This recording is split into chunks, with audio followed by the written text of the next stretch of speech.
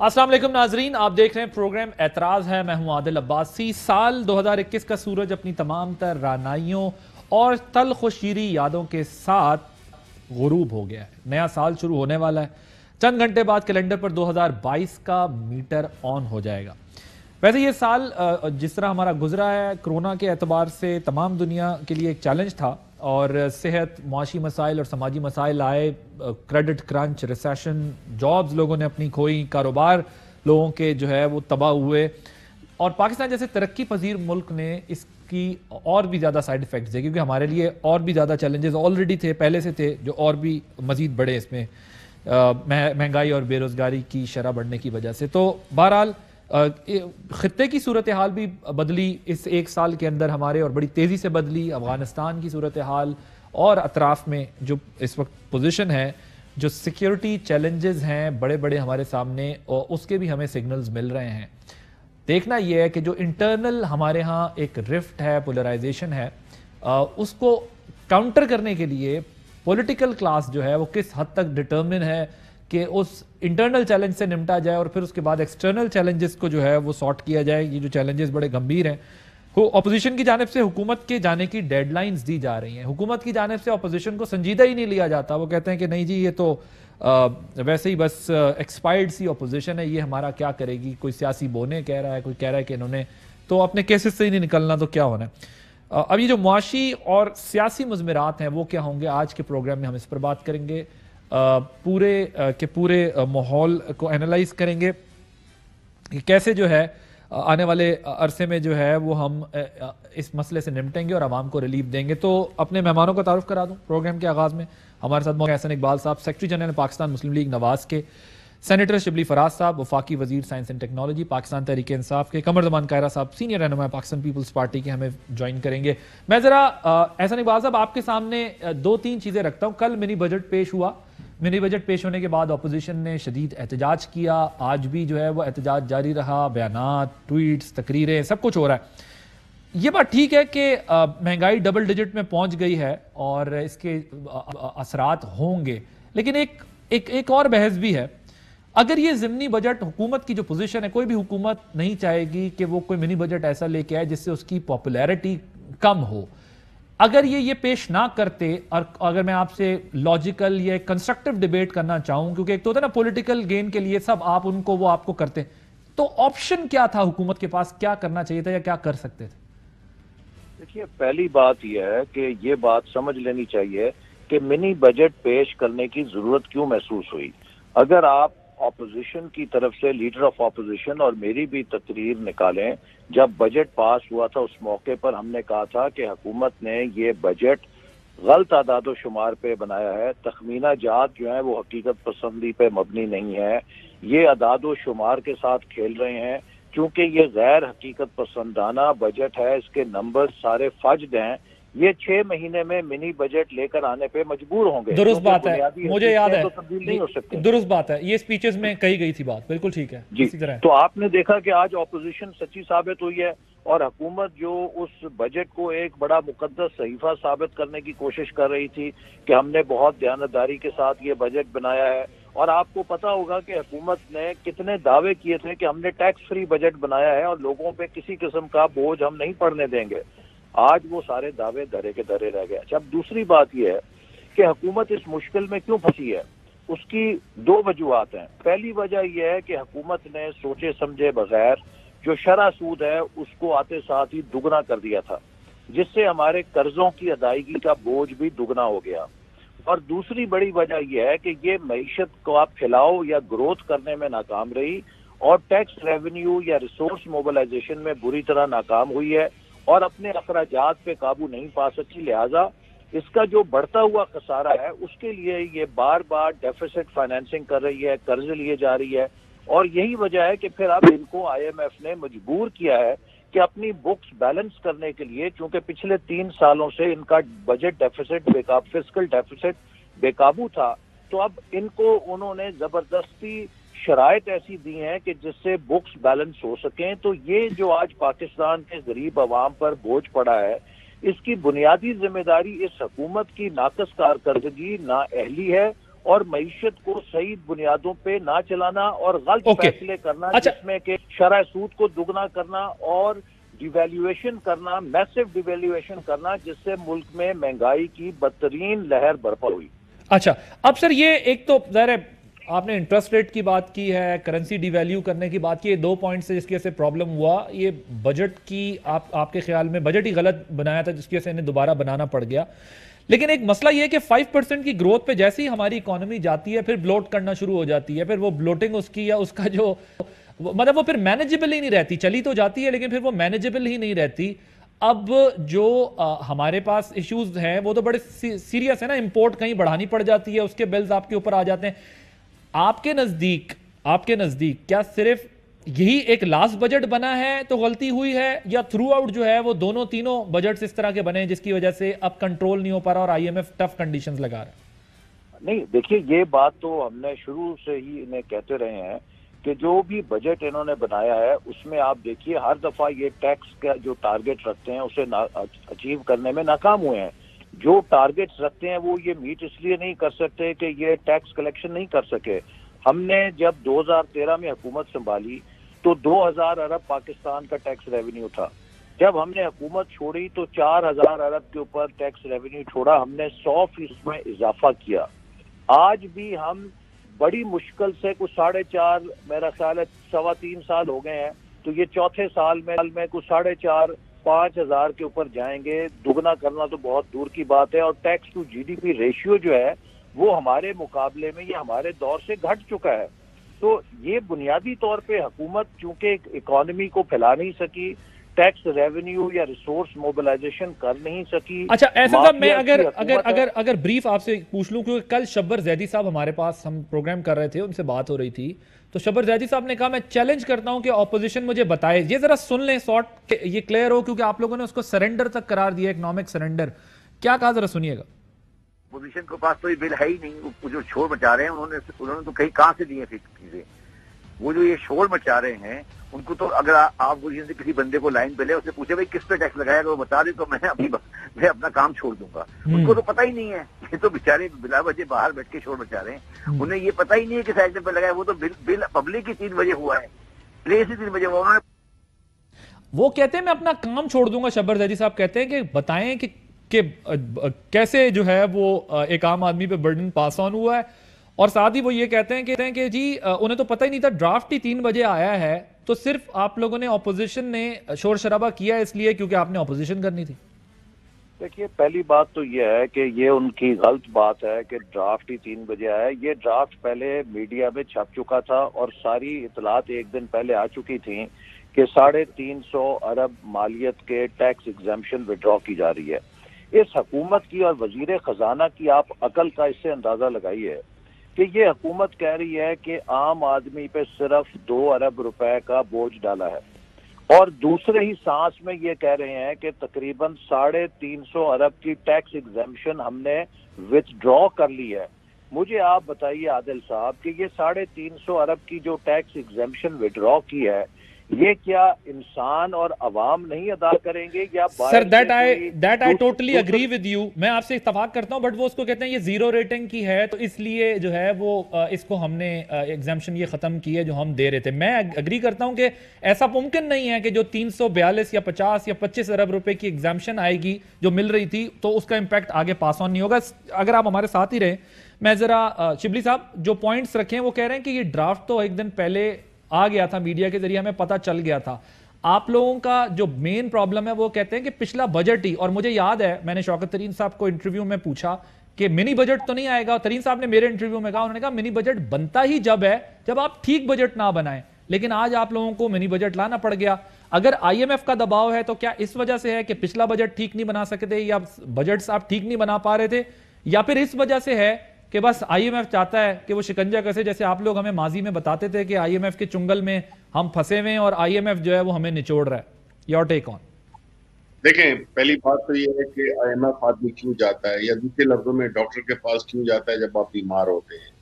तो ये पहली दफा है कि हम आईएमएफ गए हैं, नहीं, ये 23वीं दफा कि हम आईएमएफ गए हैं। आया इस मुल्क में जो पिछले 50 साल कह लें, इसमें इकोनॉमी को आया सही खतूत पे इस्तवार किया गया, आया इस मुल्क में एक्सपोर्ट लेड ग्रोथ की गई, आया इस मुल्क में लोगों पे इन्वेस्ट किया गया, आया इस मुल्क में ऐसा इंफ्रास्ट्रक्चर बनाया गया जिससे कि ये मुल्क इकोनॉमिकली ग्रो कर सके। क्या इन्होंने जो भी रहे हैं हुक्मरान, उन्होंने एक ऐसा इकोनॉमिक सिस्टम दिया जिससे कि टैक्स कलेक्शन अपने जो रिसोर्सेज हैं उसके मुकाबले में हमारे जो अखराजात हैं उनको कोई बैलेंस करके, जो कि आज बैलेंस है जिसको कि प्राइमरी बैलेंस कहते हैं। दूसरी बात यह है कि जो होता है उसका अपना जो जीडीपी ग्रोथ जो होती है वो किन बुनियादों पे हुई? आया उन्होंने सिर्फ इंपोर्ट करके और उसके जरिए इंपोर्ट लेड ग्रोथ की? आया अपनी जो टैक्स कलेक्शन की वो इंपोर्ट ड्यूटीज पे और कस्टम ड्यूटीज पे की? ये सारी वो चीजें हैं जिसमें कि हमें माजी से लेकर अब तक जो है हमारी इकोनॉमी ये सर अगर मैं पर्टिनेंट एक स्पेसिफिक क्वेश्चन आपसे करूं, आप जो बात कर रहे हैं, शबर जैदी साहब ने कल हमें प्रोग्राम में ये कहा, यहां तक उन्होंने आपके साथ हाँ में हाँ मिलाई कि डायरेक्ट ये कोई इसका इंपैक्ट नहीं हो रहा। मुझे वो पॉइंट बता दे ऑपोजिशन कि जिसकी वजह से अवाम पर बराह रास्त बोझ पड़ेगा। लेकिन अब जो उसकी डिटेल्स आ रही हैं वो डिटेल्स तो ये बता रही हैं कि बेकरी आइटम्स पे भी पड़ेगा, जाहिर है और भी कई ऐसी चीजें हैं जिसके ऊपर इसका इंपैक्ट आना है, कंप्यूटर, लैपटॉप्स, वो सारी चीजें हैं। अगर मैं ये आपसे स्पेसिफिक सवाल पूछता हूं कि अगर आप लोग मिनी बजट वाली बात जो मैंने आपके सामने रखी, पहला बजट अच्छा बना रहे थे तो इसकी जरूरत ना पड़ती, एक, और दूसरी बात यह है कि क्या 350 अरब का जो आपने ये एग्जाम्पशन खत्म की है, क्या आप समझते हैं कि इसका वाकई पब्लिक पे कोई भी इंपैक्ट नहीं होगा? किस तरह नहीं होगा? देखिए, मैं उसकी वजह बताता हूँ। जो पब्लिक, जब हम आम पब्लिक की बात करते हैं, हम आम लोगों की बात करते हैं जो कि इकोनॉमिक लैडर में जरा शुरू में आते हैं, उसकी जो ब्रेकअप है, जो ब्रेक डाउन है इस पूरे जो 374 बिलियन रुपीस का, उसमें जो है तो एक मेजॉरिटी उसको अगर आप ब्रेक डाउन करें तो उसमें जो लग्जरी आइटम्स हैं उस पे जो टैक्स लगाया गया है या वो सब्सिडीज जो कि पहले उसको देते थे वो हटा ली गई हैं। बुनियादी तौर पे ये है। और जो टैक्स जो लगे हैं, देखें बात यह है कि हमेशा कुछ चीजें इस मुल्क में सब्सिडी पे चलती रही हैं। अब इस हुकूमत से ज्यादा सब्सिडी या जो वो लोग जिनके लिए कि सब्सिडी होनी चाहिए, ये नहीं हो सकता कि एक गरीब आदमी भी उसी 4-8-10 रुपए की रोटी ले और एक जो मिलियनर्स हैं जिस तरह के हमारे ये PMLN नून के या पीपल्स पार्टी के लीडरशिप है, वो भी उस 4 रुपए 8 रुपए में वो रोटी ले। मकसद ये है कि हमने टारगेटेड सब्सिडीज देनी है उन लोगों को जिनको कि ये इफेक्ट हुआ है, इसलिए ये सब्सिडीज हर एक के लिए नहीं होंगी। इस वजह से जो हमने जो पहले जिनको सब्सिडीज दी हुई थी वो विड्रॉ की हैं, इसको इन्होंने टैक्स से वो किया गया है।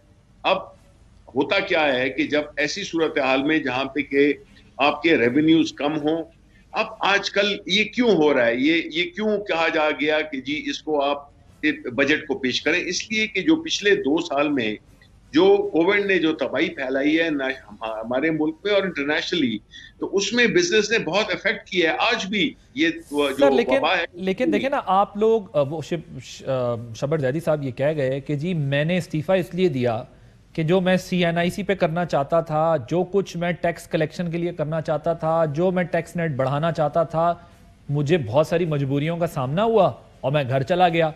तो जो रिफॉर्म्स, असल इशू तो रिफॉर्म एजेंडा था ना। रिफॉर्म्स अगर की जाती तो आपको शायद बहुत सारे ऐसे मेजर्स हैं जो आज ना करने पड़ते, और ये एग्जाम्पशन अगर पहले दी हुई थी तो क्या सोच के दी हुई थी कि जिसकी वजह से आज आपको जो है वो ये फैसला कुछ अरसे बाद ही करना पड़ा, जो कि पॉलिटिकली एक मुश्किल फैसला होता है किसी की गवर्नमेंट के लिए, मिनी बजट फौरन ले आना। एहसन साहब, ये जो शिबली साहब ने बात की, आप उससे इत्तेफाक करते हैं? वो कहते हैं जी 50 साल से जो आपका स्ट्रक्चर है, 5% इकोनॉमी की ग्रोथ हो भी जाए, जो आपका स्ट्रक्चर है वो था इस तरीके का कि आपने जो है वो इंपोर्ट की बेस के ऊपर अपनी इकोनॉमी को खड़ा किया हुआ था, और आज हमें जो है वो मुश्किल फैसले इसलिए करने पड़ रहे हैं अब जो की कीमत रखी हुई थी। जनाब एहसन साहब, देखिए, जहां तक ओवरऑल स्ट्रक्चर का सवाल है उसमें तो मैं ये कहूंगा इसका जवाब तो उन हुकूमतों से लेना चाहिए जो 10-10 साल तक पाकिस्तान पे हुक्मरान रहीं।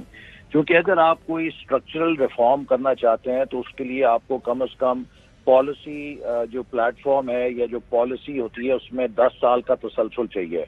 या वो अयूब खान साहब के पास मौका था, या वो जनरल ज़िया-उल-हक के पास मौका था, या वो जनरल मुशर्रफ के पास मौका था। उस दौरान हमने किसी किस्म की कोई रीस्ट्रक्चरिंग नहीं देखी या एक्सपोर्ट लेड ग्रोथ की पॉलिसी नहीं देखी। जमहूरी हुकूमतें तो जब आती हैं तो वो या 2-2 साल की मुद्दत के लिए आती हैं, और अगर हमने 5 साल पूरे किए तो लगातार 5 साल में धरना 1, धरना 2, फिर पनामा केस। इसके बावजूद अल्हम्दुलिल्लाह हमने जो 5 सालों में मुल्क की मईशत को टर्न अराउंड किया। जब हम आए डबल डिजिट इन्फ्लेशन थी, जब हमने हुकूमत छोड़ी तो सिंगल डिजिट इन्फ्लेशन थी, जब हम आए तो 3% ग्रोथ रेट थी, जब हम गए 5.8% ग्रोथ रेट थी। जो करंट अकाउंट डेफिसिट था उसकी बुनियादी वजह यह थी कि हमने मैसिव पब्लिक सेक्टर इन्वेस्टमेंट की थी, और वो जब मंसूबे मुकम्मल होने थे तो वो करंट अकाउंट डेफिसिट ठीक हो जाना था। इसीलिए हमारी रेटिंग खराब नहीं थी, बल्कि जनवरी 2018 में जो वर्ल्ड बैंक ने 2019 और 20 के लिए पाकिस्तान की मईशत की प्रोजेक्शन की थी वो 6% के ऊपर की थी। अगर वो करंट अकाउंट डेफिसिट इतना ही नुकसानदेह था और इतना ही काबिले एतराज था तो वर्ल्ड बैंक क्यों 6% से अगले 2 सालों में हमें ग्रोथ प्रोजेक्ट कर रही थी?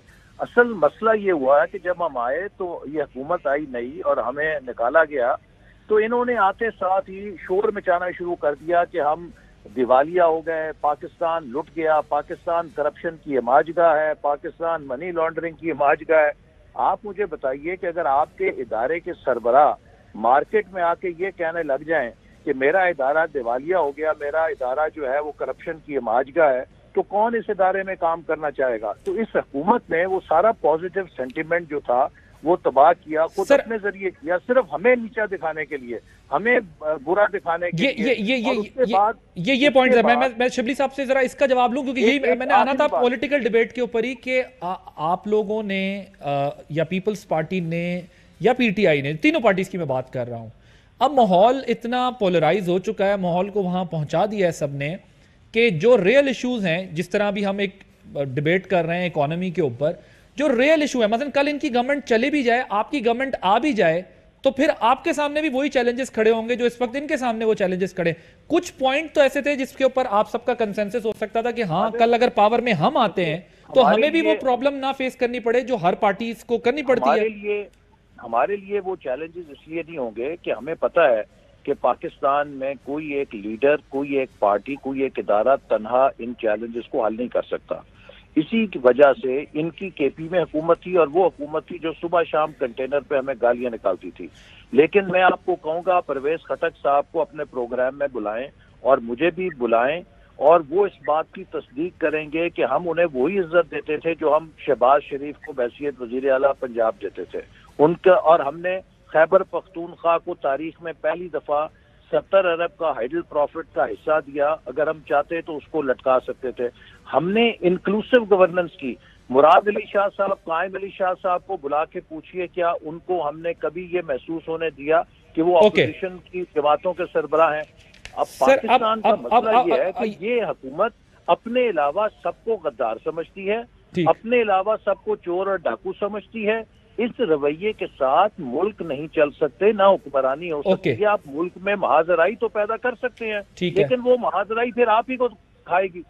ठीक है, अब मसला ये है, अब मिनी बजट को आपके पास नंबर नहीं है, आप रोक नहीं सकते, आप यही कर सकते हैं जो अपोजिशन इस वक्त कर रही है। लेकिन आपका ये ख्याल है कि अगर पार्लियामेंट के अंदर कंसेंसस होता तो शायद इनके लिए भी चैलेंजेस उस तरह ना होते जैसे आज खड़े। शिबली साहब ये जरा बताएं ना, क्योंकि देखें बहरहाल मुल्क तो सबका है, और यहां पर हम जहां जिस स्टेज पे हम खड़े हुए हैं, कुछ पॉइंट्स कोई ऐसा मिनिमम एजेंडा हो सकता था जिसके ऊपर होता कि नहीं यहां पर बैठ के साथ चलेंगे, साथ चीजों को लेकर चलेंगे, ताकि बाहर का जो कानूनी मसला है, अदालती मसला है, जो दूसरी चीजें हैं, वो अपनी तरफ पैरेलल चलती रहे साइड बाय साइड। क्योंकि लेजिस्लेशंस के लिए आप लोग एंगेजमेंट भी करते रहे, लेकिन वो एंगेजमेंट सक्सेसफुल क्यों नहीं हो सकी? वो कह रहे हैं हम बाद में भी आएंगे तो हम इसी तरह लोगों को साथ चला लेंगे। आपकी गवर्नमेंट साथ चला ही नहीं सकी लोगों को। देखें, बात यह है कि पहले तो ये पॉइंट जरा क्लैरिफाई कर देना कि ये 5.8 की ग्रोथ बता रहे हैं एहसन इकबाल साहब। आप ये बताएं कि मिफ्ता इस्माइल जो कि उस वक्त के फाइनेंस मिनिस्टर थे और शाहिद खाकान अब्बासी वज़ीर आज़म थे, आया ये नहीं हुआ था कि जिसमें इन्होंने असेंबली के फ्लोर पे कहा था कि हमें बदकिस्मती से IMF की तरफ जाना पड़ेगा और जो क्रिटिसिज्म हुआ हमारे असद उमर पे कि वो उन्होंने पूरी कोशिश की कि वो IMF ना जाएं, जिसकी वजह से वो उनको बड़ी तनकीद का सामना भी करना पड़ा। उसकी बुनियादी वजह ये थी कि IMF आप शौकिया नहीं जाते हैं, आप उस वक्त जाते हैं जब आपकी इकोनॉमी को एक एक्सटर्नल सपोर्ट की जरूरत होती है। यानी स्पेशली जब ऐसी सूरत में ये देख रहे थे कि जो करंट अकाउंट डेफिसिट जो कि रिकॉर्ड हाई था उसकी वजह से, और फिर स्पेशली देखें इसमें कोई शक नहीं है कि जो डिवैल्यूएशन होती है उससे महंगाई आती है, इंपोर्टेड इन्फ्लेशन आती है जो कि अभी आई हुई है। दूसरी बात यह है कि ये तारीख में पहली दफा है कि पहली दफा नहीं, बड़े अरसे बाद 20-30 साल बाद जो कमोडिटी प्राइसेस हैं वो रिकॉर्ड हाई हैं इंटरनेशनली। ये नहीं है, इंग्लैंड में भी जो है तो लोग चला रहे हैं कि उनकी गैस के बिल कितने आ गए हैं। आपको पता है जो कार्गोज की जो वो है, ये इस किस्म की सूरत हाल कभी मुल्कों ने 100 साल में नहीं देखी थी। आपको लेकिन शिबली साहब, इसमें एक मसला है ना, मसला ये है कि पर कैपिटा उनकी हमारे से बेहतर है। एक दूसरी चीज ये है कि उनके लिए ये चैलेंज अभी नया है, हमारे लिए ये चैलेंज पुराना है, क्योंकि हमारी तो कंडीशन इकोनॉमिक पहले ही खराब होती जा रही थी। तीसरी बात मैं आता हूं ऐसे साहब आपके पास आता हूं, सिर्फ एक पॉइंट और ऐड करूं ताकि व्यूअर्स को समझ आ जाए बात। एक और जो तीसरी बात है वो है गवर्नेंस रिलेटेड। हमारे यहां 100 रुपए की चीज 200 की बिकती है, 120 की नहीं बिकती।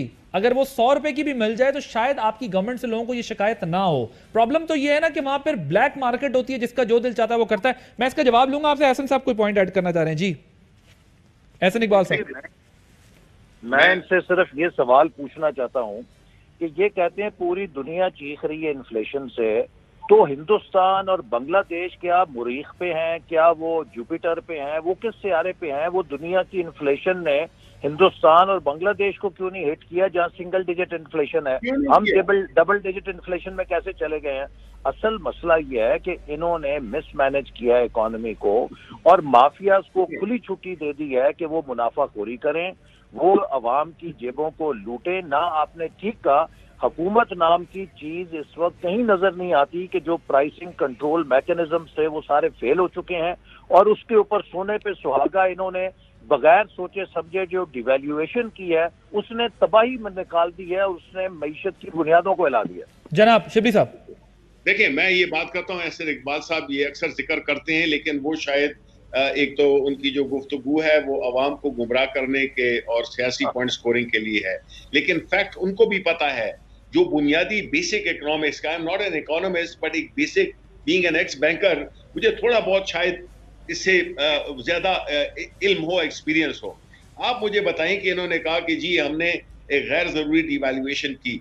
बात तो असल ये है कि मैं आपको फिर से बताता हूँ, जो मसाइल थे इन्होंने अवाम को खुश करने के लिए मुल्क की कॉस्ट पे, यानी कि जो फैसले, सख्त कड़े फैसले जो पाकिस्तान तहरीक इंसाफ ने किए, चाहे वो बिजली की कीमतें बढ़ाने के सिलसिले में हो या टैक्सेस की सूरत में, या इकोनॉमी को डॉक्यूमेंट करने के लिए, ये इन्होंने नहीं की। इन्होंने सिर्फ जो है तो एक अवाम को एक उस पे रखा, एक आर्टिफिशियल माहौल में रखा, जिसकी वजह से प्राइस तो आपको पे करनी पड़ती है। ये आपकी बात ठीक है, क्योंकि मुझे याद है मिफ्ता साहब जिस वक्त फाइनेंस मिनिस्टर बने तो उन्होंने डिवैल्यूएशन शुरू कर दी थी, और ये बात ठीक है आपकी कि ये ख्याल था कि ये होनी चाहिए, और बाद में जाहिर है पीछे भी वो ये बात करते रहे कि थोड़ा आर्टिफिशियल तरीके से हमने रोका हुआ था।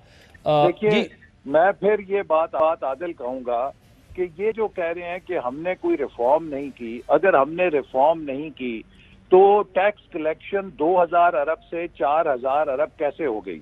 हमने अवाम को भी मुतमईन रखा और मुल्क के वसाइल को भी बढ़ाया, और हमने डेवलपमेंट बजट भी 300 अरब से 1000 अरब कर दिया। तो हमने तो अगर ये रिफॉर्म्स ना की होती ये सब कुछ कैसे होता? इतनी मुल्क के अंदर लेकिन एहसन साहब मेगावाट एहसन साहब रिफॉर्म्स तो एफबीआर में, लेकिन एफबीआर में तो एहसन साहब रिफॉर्म्स आप लोग भी नहीं कर, टैक्स नेट तो आप लोग भी नहीं बढ़ा सके ना। जो लोग आज भी उनके रिकॉर्ड पे हैं उनके ऊपर तो टैक्स आप भी नहीं लगा सके ना। जो ट्रेडर्स को लाना था, जिस टैक्स नेट के अंदर जिस कम्युनिटी को लाना है, जो सेक्टर्स मौजूद हैं, वहां तो आप भी नहीं ला सके, ये भी नहीं ला सके, इनके कई एफबीआर चेयरमैन चेंज हो गए। असल तो बात ये है अगर टैक्स नेट बढ़े तो इस मुल्क में कमाई जेन्युइन आपको पता चले कि हाँ जी ये आपके रेवेन्यूज हैं जिसकी बेसिस के ऊपर आप सिस्टम चलाते हैं। अगर एहसन साहब आप मुझे एक ब्रेक लेने दें, मैं ब्रेक के बाद यहीं से डिस्कशन को continue after this short break. Welcome back. Ahsan Iqbal साहब, आप ब्रेक से पहले कोई बात मुकम्मल करना चाह रहे थे? एहसन साहब, आपको आवाज आ रही है? जी आ रही है। देखिए, टू करेक्ट समथिंग, आपने कहा कि मैं कोई पॉइंट है जो मैं उस वक्त यही कहना चाह रहा था कि ये जो कह रहे हैं कि हमारे दौर में हमने इतनी गैर जिम्मेदारी की, अगर ऐसा होता तो मैं फिर वो बात दोहराऊंगा कि वर्ल्ड बैंक 2019 और 20 के लिए 6% की ग्रोथ को प्रोजेक्ट ना करी होती, और जो उस वक्त मिफ्ता साहब के हवाले से इन्होंने बात की वो ये राय थी कि रुपए की कीमत ज्यादा से ज्यादा अगर एडजस्ट करने की जरूरत है तो वो 115-120 रुपए की सतह पे थी। किसी की वाइल्डेस्ट इमेजिनेशन में नहीं था कि 170-80 के ऊपर रुपया फेंक दिया जाएगा। ये इनकी इकोनॉमी से नासमझी कह लीजिए, हमाकत कह लीजिए। ये लेकिन सर डार साहब ने तो फिर भी वहां तक भी नहीं पहुंचाया ना, वो तो मिफ्ता साहब ने आकर ये किया। इसका मतलब देखिए, ये 10-15% एडजस्टमेंट आप किसी भी इकोनॉमी या करेंसी में ओवर 2-3-4 साल एक नेचुरल फ्लो होता है, ये होती रहती है, इसमें कोई मुज़ाहिरा नहीं। लेकिन जब आप तकरीबन 50% का शॉक लगाएंगे किसी भी करेंसी को ओवर पीरियड ऑफ 2-3 ईयर्स, तो वो इकोनॉमी में जो उसका असर होता है वो नाकाबिले बर्दाश्त होता है। इन्होंने बगैर सोचे समझे डिवैल्यूएशन की, उसको ऑफसेट करने के लिए इन्होंने अपनी तरफ से पॉलिसी रेट 13.25% कर दिया, उसका मजीद तबाही हुई, और आज हम इन दो फैसलों का नतीजा भुगत रहे हैं जो खुद शौकत तरीन साहब वजीर खजाना बनने से पहले फरमा चुके हैं। वो तो जिस दिन वो वजीर बने तो अपनी अब स्टेटमेंट उन्होंने बदल दी कि अब जन्नत में हम आ गए हैं। 1 महीना पहले तक वो यही इन दो चीजों को पाकिस्तान की तबाही का मूजिब करार दे रहे थे। ठीक सर, कायरा साहब ने भी हमें ज्वाइन कर लिया है। कायरा साहब, अभी हम यही बात करते, आप सुन रहे होंगे। मसला ये है कि अब मैं जरा अगर आप चाहें तो इकोनॉमी पे भी बेशक कमेंट कर दें, लेकिन मैं अब बात ये करना चाह रहा हूं कि धैर्य इकोनॉमी तो कंट्री की है, उसने ग्रो करना है तो कंट्री के लिए करना है। अगर उसका क्राइसिस डिक्लाइन होगा तो वो कंट्री के लिए है। पोलराइजेशन जहां पहुंच गई है, जो हमारी पॉलिटिकल क्लास या पॉलिटिकल एलीट जो है वो इस चीज को रियलाइज कर रहे हैं कि कल हम पावर में होंगे, हमारे लिए भी वही चैलेंज होगा। मसला हम नून लीग से सवाल करते हैं तो वो कहते हैं कि डबल डिजिट की इन्फ्लेशन और क्राइसिस लेके हम आए थे, यानी पीपल्स पार्टी के दौर से, और हमने 5% ग्रोथ पे मुल्क को खड़ा किया और प्रोजेक्शन 6% की थी। ये गवर्नमेंट भी कहती है कि 5% की हमारी ग्रोथ है। हमारे चैलेंजेस इसलिए कि स्ट्रक्चरल रिफॉर्म्स ही किसी ने नहीं की। बात यह कि क्या कुछ एक कोई मिनिमम एजेंडा है जिस पे सारी सियासी जमातें मुत्तफिक हो जाएं कि यार मुल्क को चलाना है, बचाना है, आगे बढ़ाना है, हमने भी पावर में आना है, तो एक हद से ज्यादा आगे ना जाएं, कुछ चीजों पे इत्तेफाक हो। यकीनन जी, हमने पाकिस्तान के अंदर बड़ा सख्त तनाव वाला माहौल देखा, सियासी जमातों का, हुकूमतों का और अपोजिशन का आपस में तसादम देखे, बड़े माहौल देखे। लेकिन फिर उससे सबक सीखने के बाद हमने हदूद मुकर्रर की थी COD में। बीबी शहीद का यही विजन था, यही ख्वाब था, और उसी को मियां साहब ने रिस्पॉन्ड किया और हमने हदूद मुकर्रर कर दी थी कि बियॉन्ड लिमिट नहीं जाना। ठीक है, पुरानी तलखी के बाद फिर भी हम थोड़े बहुत तल्ख हुए एक दूसरे के साथ, लेकिन फिर दोबारा लिमिट के अंदर रह के सियासी इख्तलाफ करना, इख्तलाफ राय रखना, ये एक और बात थी। और हम ये समझते हैं, मानते हैं कि कोई एक जमात अकले कुल नहीं है, कोई एक जमात पाकिस्तान के अकेले मसाइल हल नहीं कर सकती। और जितने कॉम्प्लेक्स इश्यूज हैं, जब तक इन पे इत्तेफाक राय के साथ कानून साजी ना की जाए, एक हिकमत अमली तय ना की जाए, सब उसको ओनरशिप ना दे, तब तक पाकिस्तान के अंदर इत्तेमाद साजी नहीं हो सकती। लेकिन अब क्या किया जाए? मौजूदा हुकूमत जो है ये पता नहीं, पहले दिन से ही इन्होंने जो रवैया इख्तियार किया, ये मुखालिफों को गाली देना, उनको चोर डाकू कहना अपना हक समझते हैं, अपना सबसे बड़ा हथियार समझते हैं, और उसके नतीजे में तलखी, हेट्रेड, ये इनका एक हथियार बन गया है। उस हथियार की बदौलत बहुत दफा कोशिश की गई। आपको याद होगा जब असेंबली शुरू हुई मौजूदा, तो हमारे लिए भी सरप्राइज था कि बिलावल साहब ने बाकायदा असेंबली में खड़े होके कहा कि कदम बढ़ाओ इमरान खान, हम तुम्हारे साथ हैं, जो प्रिंसिपली आप बातें ठीक करेंगे हम उस पर आपका साथ देंगे। लेकिन गवर्नमेंट की कह रहा साहब इनसिक्योरिटी ये है ना कि अगर वो आप दोनों पार्टीज को एंगेज करते हैं तो उनका पॉलिटिकल नैरेटिव किल हो जाता है, और पॉलिटिकल नैरेटिव किल होता है तो उनकी जो इकोनॉमिक गेन है वो सिर्फ और सिर्फ महदूद हद तक ही रह जाएंगे। इनका ये ख्याल है कि आप लोग उनसे फिर वो इंसेंटिव्स मांगते हैं जो बजट से हटकर होते हैं पर्सनल। बिल्कुल गलत है, बिल्कुल गलत है, कतई इसमें सदाकत नहीं है। शहबाज शरीफ साहब ने कहा क्या ये चार्टर ऑफ इकोनॉमी कर लेते हैं, चार्टर ऑफ इकोनॉमी किए बगैर आगे नहीं बढ़ सकते। चार्टर ऑफ इकोनॉमी क्या था?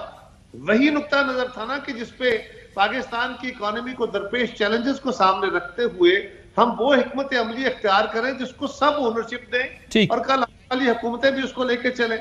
लेकिन उसके नतीजे में ये जो कह दिए मुझसे एनआरओ मांगते हैं, ये चोर हैं, ये डाकू हैं। वैसे अभी जहां ये खड़े हुए हैं वहां पर IMF छोटी सी बात है। जी देखिए, गुजारिश ये है, हम उस वक्त भी कहते थे कि भाई आपने एहतसाबी अमल चलाना है चलाइए, नैब अपना काम करे करने दें, अदालतें सुप्रीम कोर्ट की निगरानी में अपना काम कर रही है करने दें, आप अपोजिशन को गाली देना बंद करो और बैठ के बात करो।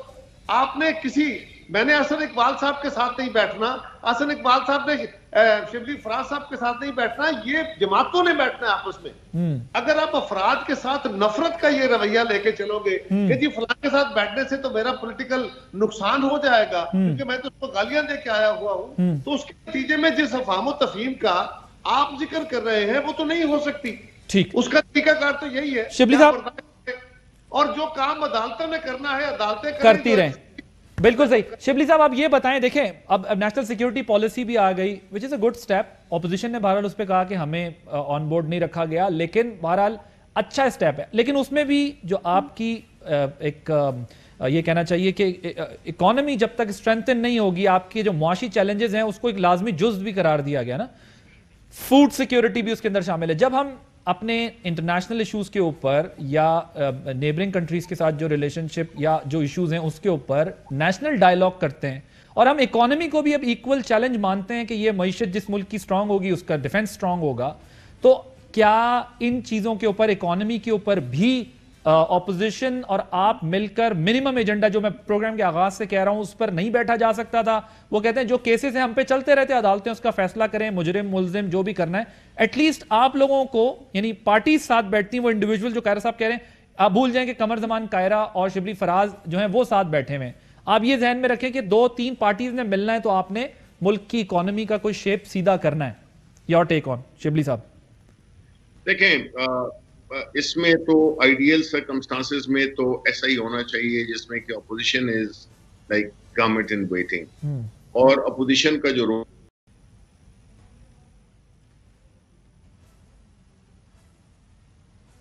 शिबली साहब को रिकनेक्ट करें। एहसन साहब मौजूद है हमारे साथ?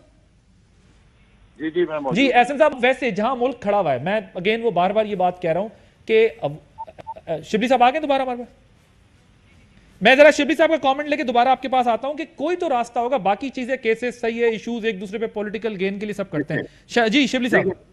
जी देखें, मैं तो ये कहता हूं कायरा साहब ने तो हमेशा अच्छी बातें करते हैं। बात ये है कि इसमें ये कहना कि हम अदालतों को अपना काम करने दें, जो भी रिस्पेक्टिव इदारे हैं उनको अपना काम करने दें, लेकिन हमने ये भी देखा कि पाकिस्तान मुस्लिम लीग में उनमें या चाहे वो पीपल्स पार्टी की लीडरशिप हो, जहां तक कि इनकी केसेस की बात आती है, ये जब सूट करता है तो ये जुडिशरी को अटैक करते हैं, जो कि रिसेंट आपने दिनों में देखा होगा कि उसमें वो एक झूठा बयान है हल्फी, जिसपे कि काफी इन्होंने, जब भी इनकी तारीखें आती हैं तो ये इस किस्म के अटैक्स कर देते हैं, कभी ये और इदारों पे अटैक्स करते हैं।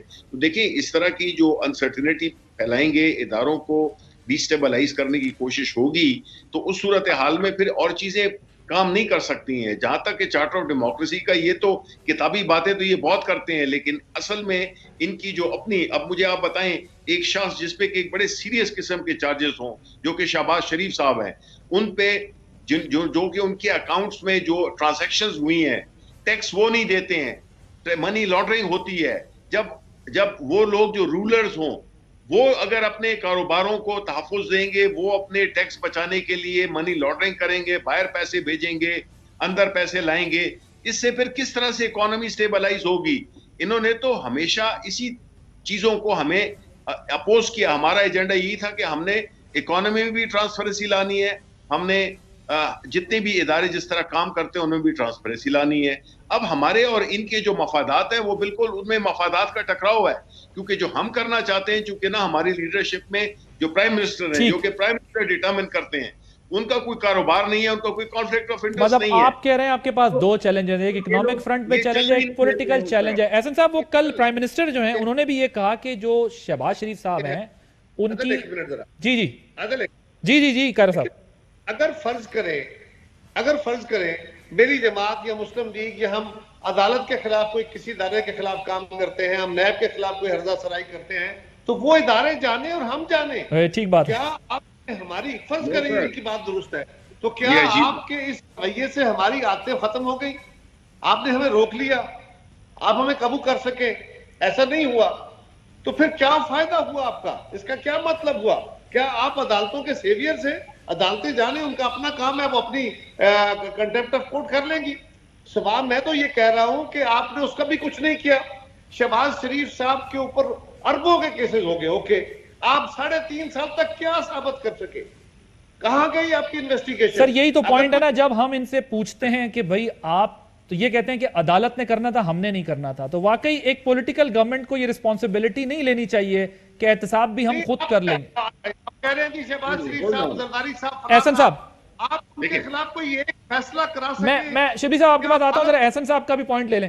एहसन साहब, देखिए, मैं दो बातें अर्ज करना चाहता हूं। पहली बात तो यह है कि इन्होंने कहा कि इमरान खान साहब किसी किस्म का कारोबार नहीं करते, तो मेरा इनसे यही सवाल है कि इमरान खान साहब मुझसे कम इनकम टैक्स अदा करते हैं।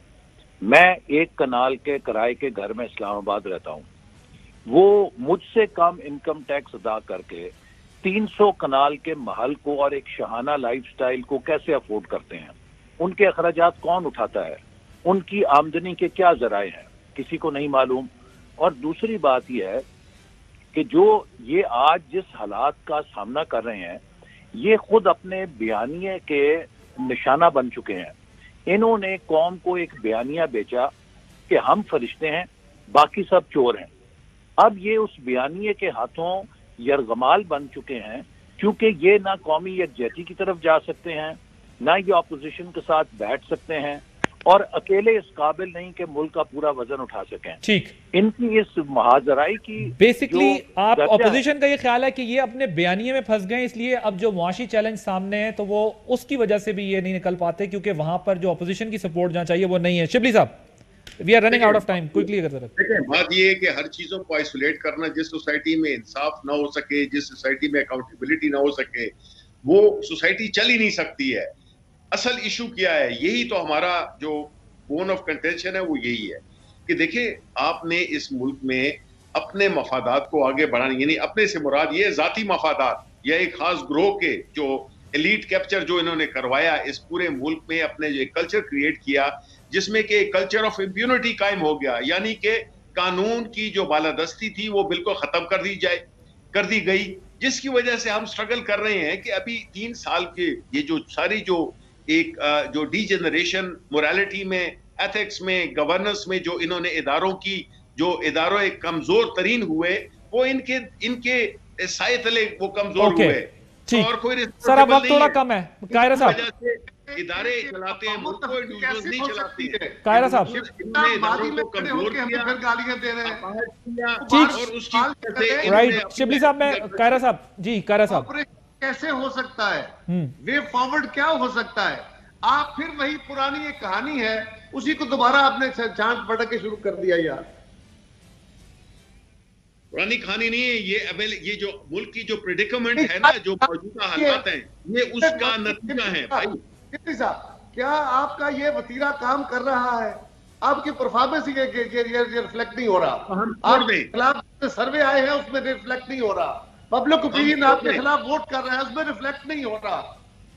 हम आप ये कह रहे हैं कि छोड़ दो ये सब, अदालत को अदालत का काम करने दें, आप अपना काम करें। वो अदालत को, मेरे भाई आपको पता है साहब कि इन्होंने पाकिस्तान मुस्लिम लीग नून ने अदालतों को क्या हासिल किया। ठीक, चले, मुझे एक ब्रेक लेने को कहा जा रहा है, ब्रेक लेते हैं। ब्रेक के बाद जरा अपने तौर पर को कंक्लूड करेंगे कि हम क्या बैक टू स्क्वायर वन पे आ गए हैं? जो चौथे साल हमारी मईशत का हाल होता है हर गवर्नमेंट में, 5वें साल वहीं खड़े हुए हैं आज, या फिर कोई वे फॉरवर्ड मौजूद है? After this break, welcome back. वक्त बहुत कम है शिबली साहब, 30 सेकंड्स में ये आपके ख्याल में जो इस वक्त इकोनॉमी की कंडीशन है, जो चैलेंज है, वो अगले साल यानी जो नया साल में हम दाखिल हो रहे हैं, वो कितने महीने बाद तक बेहतर हो जाएगी जिससे आप पब्लिक को कोई रिलीफ दे सकें? 30 सेकंड सर, वक्त थोड़ा कम है। देखिए, सबसे पहले तो मैं ये क्लैरिफाई करना चाहूंगा, जो ये 343 अरब रुपए का जो टैक्स रिफॉर्म है, ये बेसिकली वो वाली वो हैं एग्जेम्पशंस हैं जो कि एक खास तबके को और एक खास सेक्टर्स को दी गई थी, जो कि हमने हटा ली हैं। ये इसका आम आदमी पे कोई फर्क नहीं पड़ेगा, और जिस जगह पे गरीबों पे फर्क पड़ेगा उसके लिए टारगेटेड सब्सिडीज हुकूमत ने तय की हुई हैं। देखिए, कोई चीजें इस तरह नहीं होगी। वक्त थोड़ा कम है। मैं 30 सेकंड्स कायरा साहब, अगर आप बता दें कि क्या इसी तरीके से हम आगे बढ़ेंगे, और फिर तो बहुत मसला खराब है, क्योंकि बहुत मुश्किल हालात हैं। आने वाले वक्त में इकोनॉमी के साथ साथ समाजी इश्यूज बहुत खौफनाक तरीके से इमर्ज होने जा रहे हैं। पाकिस्तान की रीजनल सिक्योरिटी को बहुत सारे खतरात दरपेश हैं। इस वक्त कौम को एतमाद की जरूरत है, और एतमाद लड़ाई से नहीं, इत्तेफाक राय से आ सकता है। कोई ऐसा रास्ता इख्तियार करने की जरूरत है। अनफॉर्चुनेटली मौजूदा हुकूमत सिवाय तसादम के और किसी तरफ नहीं देखती। बहुत शुक्रिया, वक्त खत्म हो गया। अहम तरीन खबरें अब एक क्लिक की दूरी पर। आपके पसंदीदा टॉक शोज हों या अहम मुल्की या गैर मुल्की शख्सियात की न्यूज कॉन्फ्रेंसेस, हर लम्हा बाखबर रहने के लिए सब्सक्राइब करें हमारा YouTube चैनल। मौसम की सूरत हाल हो या खेल के मैदान से खबरें, अपने मोबाइल फोन से मुल्की और बैनुल-अक़वामी अहम खबरों तक रसाई के लिए डाउनलोड कीजिए मोबाइल ऐप। बावसूख ज़राए से मुसद्दिका खबरों, तज्ज़ियों और तबसरों से मुस्तफ़ीद होने के लिए विजिट कीजिए पाकिस्तान की सबसे बड़ी न्यूज वेबसाइट www.arvynews.tv।